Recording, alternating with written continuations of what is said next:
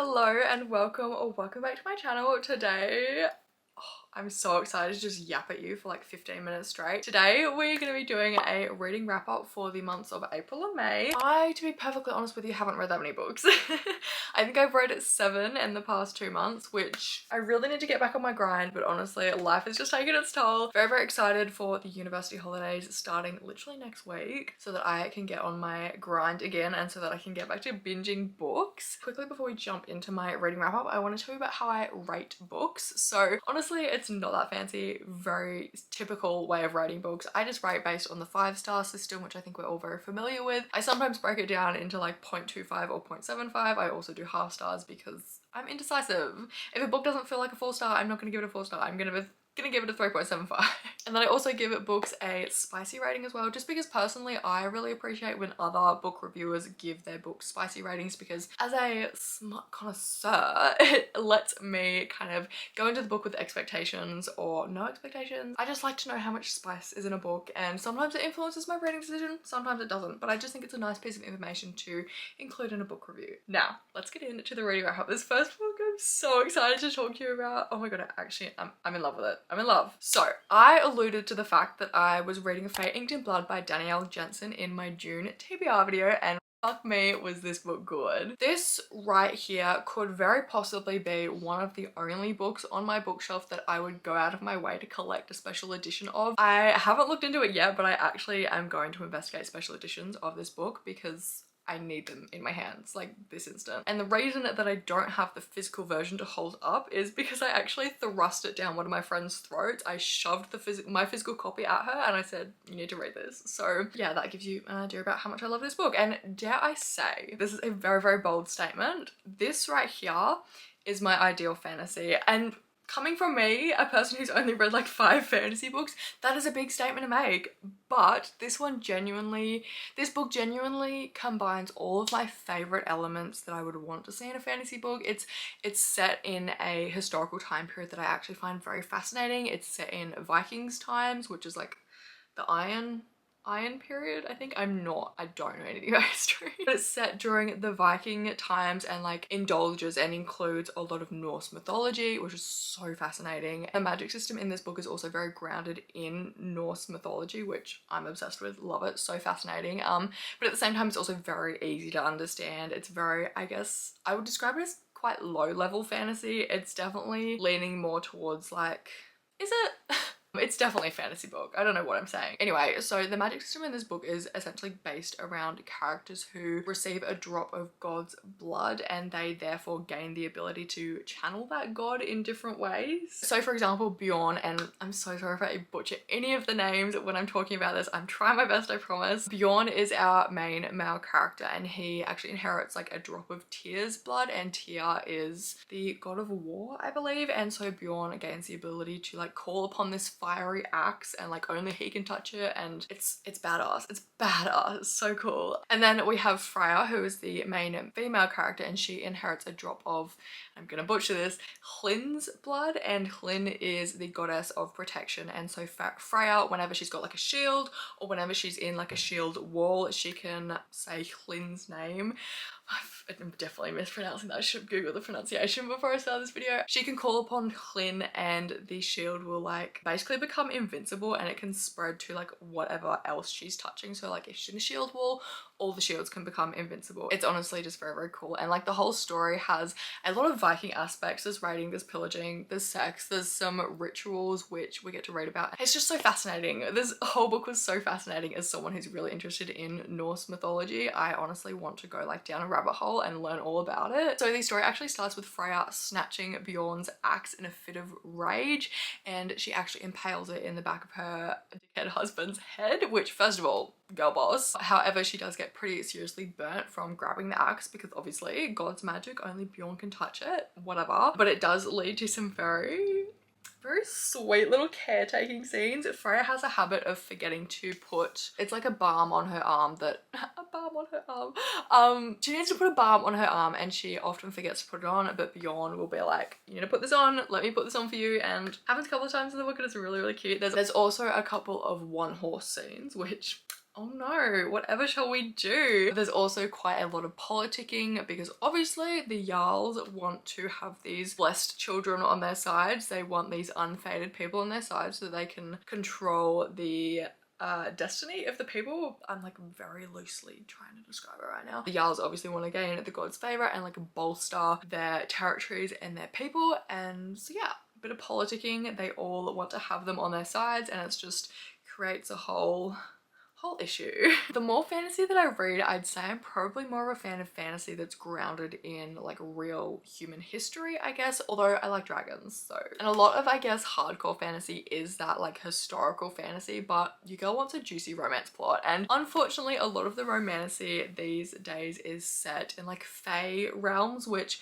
love that for all you fairy girlies. I'm not dissing you whatsoever, I think it's so great, but I'm just like not the biggest fan of fairies. I don't know. I was the space and dragon girl when I was younger. I wasn't the fairy girl. So that's probably translated into my adult tastes. But yeah, it was honestly just like sort of refreshing reading A Fate Inked in Blood, and I can very confidently say that I love this book. Probably my favorite fantasy book ever. Yeah, I obviously, after raving about it this much, have to give this book 5 stars. I simply couldn't give it any less. I am eagerly awaiting the second in the series to come out. I cannot believe I need to wait like a whole year. That should be illegal. But yeah, I love this book. 5 stars. Wasn't particularly spicy. Would probably only give it like a 1 out of 5 on the spicy scale. There was 2 scenes, maybe like 2.5 scenes, I guess, and they were very, very far into the book. Like the first actual proper sex scene, and there was only one of them, happened within the last 50 pages, I want to say. So yeah, not particularly spicy, but the tension was immaculate. I need the next book in the series ASAP. And moving on, because I've been talking about A Fate Inked in Blood for literally 15 minutes, I read The Legacy by Elle Kennedy. I should have listened to all of the reviews. This book was a big fat disappointment. I really didn't enjoy it. The Legacy is a collection of epilogue novellas where it follows the couples from the first 4 books of the Off-Campus series, and it follows them like a couple of years down the line, a couple of years into their relationship as they're like released out into the big bad world. So Logan and Grace's epilogue, surprisingly, was probably my favorite or second favorite. I appreciated that there wasn't a whole lot of external conflict, because in like epilogue novella books, I really don't like when there's internal conflict between the characters, because it feels like it ruins the happy ending that you see in their like full whole book. The conflict is that they plan to go on a ski trip and wind up getting stranded on the side of the road in a snowstorm, and essentially have to ring in the new year with a really cheap bottle of champers and like intermittently turning the car on and off to keep warm. I didn't mind their novella though, it felt very true to the characters. However, next time we had Ali and Dean's epilogue, which to be honest, I can't really remember a whole lot of it. I don't really think much happened, but from memory, essentially the only thing that happens in this book is that Dean completely bulldozes Ali's desires. He doesn't listen to her whatsoever, and he proposes to her, which she doesn't want to get married. She doesn't want to be proposed to yet. She doesn't feel ready. She communicates these things and Dean does it anyway. But that's basically all the plot of their book. They're also at Sabrina and Tucker's wedding for a little bit, and that's what sort of inspires Dean to propose. But yeah, I didn't like their story. There was some like silent treatment, and then there was maybe a paragraph of groveling, so just wasn't the vibe. So Sabrina and Tucker are recently married, and their epilogue follows them going on their honeymoon. However, on this honeymoon, one thing after another keeps going wrong, and it's basically just them trying to salvage this like week in, I don't know, some tropical place, maybe the Caribbean somewhere. They're basically just trying to salvage their holiday. I think Sabrina and Tucker's epilogue was actually probably my favorite. It definitely gave me a new appreciation and insight into their relationship, and it gave me a lot more appreciation for Sabrina's character as well. I actually quite liked her, which, you know, I was kind of on the fence from their book, but in the epilogue very much liked her, so that was really, really nice. And then last and certainly least, we have Hannah and Garrett's epilogue, where they try to come to terms with an unexpected pregnancy. I hate this version of Garrett Graham, and I would like him erased from my memory permanently. Thank you very much. That's all I have to say on it. Actually, no, I do need to give you a star rating. I'd probably give it a 2.75 stars and maybe like a 2 out of 5 on the spicy scale. There was like one scene in every epilogue, I think. Back to greener pastures now with The Fake Out by Stephanie Archer. This book was actually a very pleasant surprise. I'd heard some like not so good things about Behind the Net in particular, which is the first book in this series. I've not read it, but I'd heard some controversial things, so I came into The Fake Out a little bit cautious, a little bit apprehensive,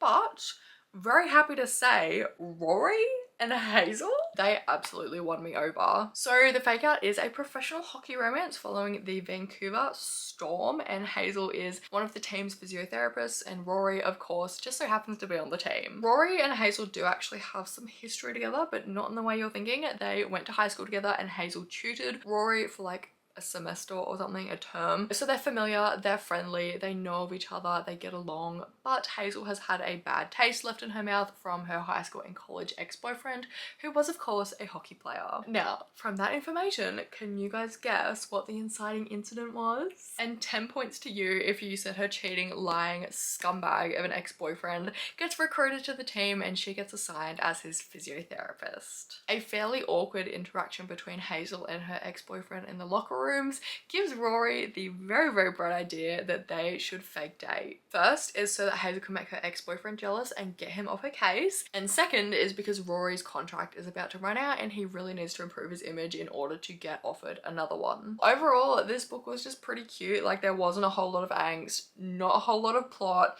purely vibes, but honestly I'm here for it. I really actually quite enjoy both characters, and while the whole like dislike to lovers thing didn't last particularly long, I still like that aspect of the story and it felt fairly convincing, as well as the banter between the two of them and the sort of like already established relationship felt nice and real, I guess. And I just really appreciated the banter because it was quite witty, quite smart, just made me like the characters quite a bit more. And with all of that being said, I ended up giving this one a 4-star and a 3 out of 5 on my spicy scale. Next up, I read another fantastic book. Could you believe it? So the next book that I read was Daisy Jones and the Six by Taylor Jenkins Reid. This book is a masterpiece. Okay, it's a masterpiece.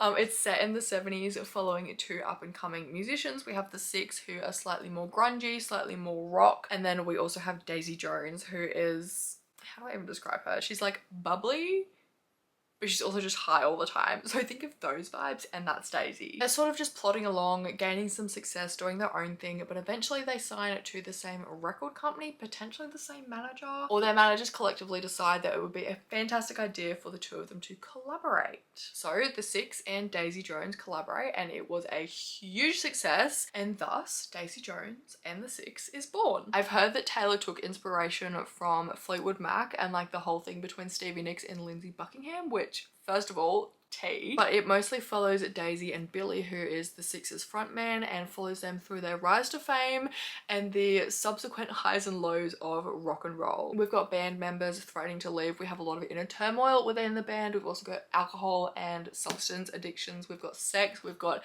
family issues. We've got fighting attractions to each other while our family stays at home and holds up the fort. I loved every moment of the journey that this book took me on. I actually listened to the audiobook while switching between reading it physically, and then there is a vlog coming for this book, but as a bit of intrigue for the video, I also drew Daisy while I was listening to the audiobook, because something to do, something to put in a time lapse for you to listen to, for you to watch. And let me just sing the praises for this audiobook. It was incredible. It genuinely felt like I was watching a documentary about a band that had disbanded like 50 years ago.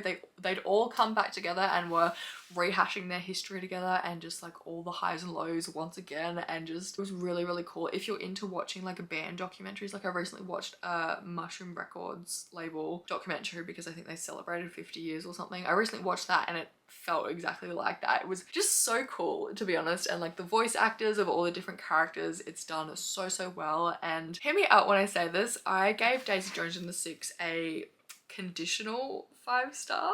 I don't personally know if the story itself, if I were to just read the book, I don't know if it would be a 5-star. However, taking into consideration the experience of the audiobook and also the experience of when songs are mentioned, getting to pause the audiobook, switch over to Spotify and then listen to that song, taking in that whole experience, it's absolutely a 5-star, no questions about it. And then also a spicy rating. Would you believe it? I managed to read a book that doesn't have smart. There is like a little bit of a romance subplot, so it's not totally devoid of romance, but be proud of me pretty please, because I managed to read something without smut. So no spicy writing. And now we are going straight to the opposite end of the spectrum, straight back to the romance, because if I am anything, I am predictable. The next book I read was The Good Girl by Nikki Sloan. I desperately wanted to love this book because it has all of the fundamental elements that should make me fall in love with it, but it just felt like it lacked that certain je ne sais quoi. This is absolutely the typical brother's best friend romance with spicy lessons, where we have Sydney, our main female character, who has been crushing on Preston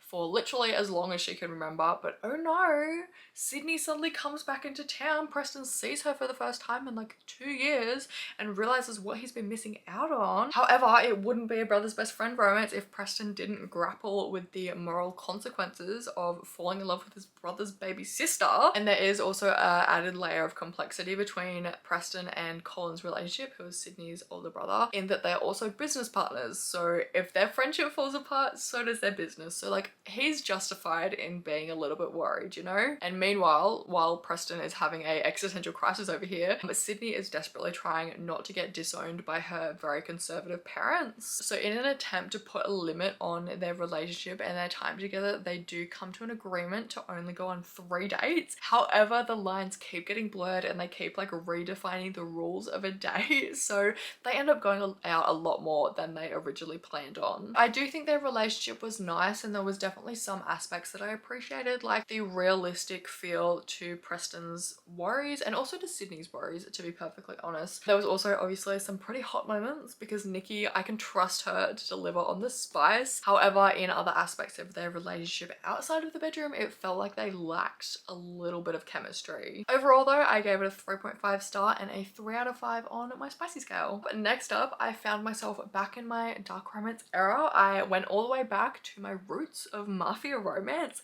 and I read Painted Scars by Neva Altaj. Painted Scars is very much the stereotypical mafia arranged marriage romance. We have Nina's father, who owes the mafia, I'm not actually sure what country it's set in, but he owes the mafia $3 million. And Roman, who is our main male character, comes to the conclusion that in order to repay his debts, he will take this guy's daughter. Roman takes Nina as his wife. However, it's not a one-sided deal. Roman was essentially set up by a traitor in his ranks, and a bomb was detonated in his car, leaving him disabled and in a wheelchair. In Roman's mind, this places him at a disadvantage to his men and sort of makes him believe that he has a target on his back and that he's weaker and that he's like the weakest link, I suppose, which not true. But he believes that taking a wife and producing an heir will help solidify his standing amongst his men. I quite enjoyed this book. It was definitely short and sweet, didn't have a whole lot of depth, but it had just enough that I'm quite interested in continuing the series. I also very much enjoyed that Nina wasn't a doormat. She actually had a backbone and would stand up to Roman and his men and like give them shit back, which period, go off queen. And then within their relationship as well, it was really sweet to actually see Roman gradually like start to trust her and start to like allow her these little things, and they ended up fostering a pretty sweet like supportive relationship. I think it was very actually quite like wholesome, I suppose. So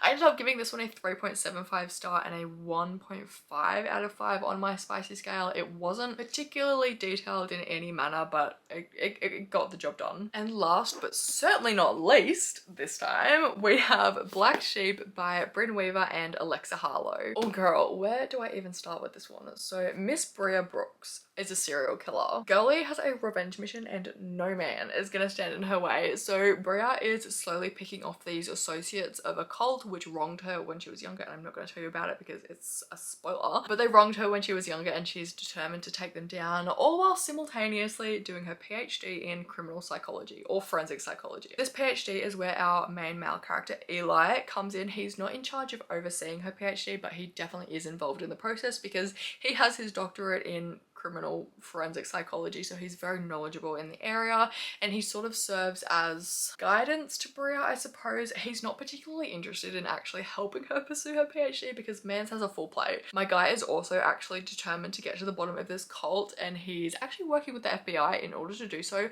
However, Bria doesn't know he's trying to get to the bottom of them, and he also doesn't know that Bria is trying to destroy this cult. I actually quite liked Bria and Eli's relationship because it felt dangerous. You know, it felt like secrets were being withheld withheld, and they certainly were. Bria, she is nothing but dedicated. This girl got a job at a local pet grooming place just so she could retrain Eli's dog so that when she breaks into his place, breaks into his house, she won't set off the dog and the dog is like familiar with her, which, first of all, crazy, but I love the dedication. How they made it work after that whole thing, I will never know, but I respect it. In regards to the characters, I really loved Bria. However, I wish Eli had a little bit more like sex appeal to him, because I don't know, I just didn't really care for his character. I didn't find him hot. He was just sort of like a bit of a plot device, and he like didn't compete with Bria in any way. Like Bria, she's a girl's girl. She is for the girlies. Eli is honestly just there to push the plot along. Overall, I gave this book a 4.25 star and a 4 out of 5 on my spicy scale, because there are some kinks in this book that I've never seen written before, and it was wild reading about them. Black Sheep definitely gave similar vibes to the Mindfuck series with the whole I know you're up to something but I don't know what, and like I'm secretly protecting you but you've got no idea kind of thing. So if you're into that and you want something like a spicier version of the Mindfuck series, would definitely recommend this one. And there we have all of the books plus A Fate Inked in Blood. All of the books that I've read in the past 2 months. I'm very, very happy with the past 2 months of reading. In regards to quantity, I'm not so happy. I would love to be reading some more books, but hopefully, as I said, the next 6 weeks I don't have any uni, so I'm gonna be letting loose on the reading. But yeah, thank you guys so much for watching. Let me know down below if you've read any of these books, if any of them have piqued your interest, because there are some really banging books in here, let me just say that. And yeah, if you did enjoy this video, please don't forget to like, comment and subscribe, because I would love to have you here. My Instagram and Goodreads are always linked in the description if you want to check them out, if you want to hit me up, if you want to see what I'm reading. And yeah, thank you so much for watching. Once again, I've been filming for an hour, so I need to wrap this up. Thank you guys so much for watching, and I will hopefully see you in the next one. Bye!